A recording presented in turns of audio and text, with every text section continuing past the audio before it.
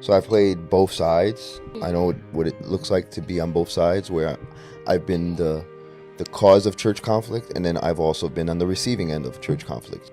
From the perspective of handling church conflict as a person who was the cause of it, in those times, I may have not handled it the right way because I was very immature, I was very toxic, and I was very prideful. I didn't want to admit to certain things.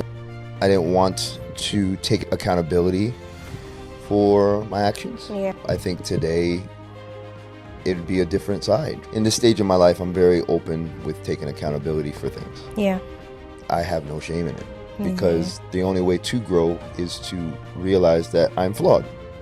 If you don't acknowledge that you're flawed, or you don't acknowledge that you have situations or certain things that you need to grow in, how are you going to grow? That's true. If you're not acknowledging first. It starts with the acknowledging and the becoming aware. Once I'm aware, now I'm able to fix. I don't have problems in that area any longer where I'm not able to admit certain things or just admit that I'm wrong or whatever the case is. From a perspective of being a cause of church conflict, owning up and making things right. From the perspective of being on the receiving side of church conflict, I'd say that sometimes there are going to be moments where you're not going to get an apology. Most people would think that, oh, you're in a church, you're going to get an apology. Think again. In a lot of cases, you're not, right? Because we're flawed individuals, right?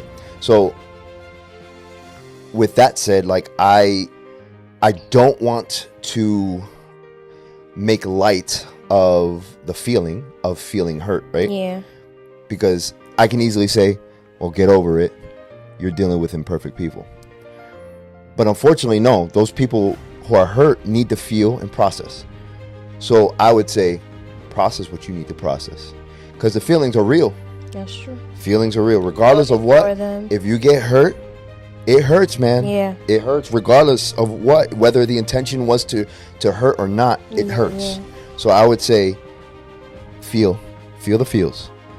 Process, take however long you need to take.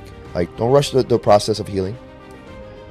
But at the same time, in the back of your mind, also keep in mind that we're all flawed individuals.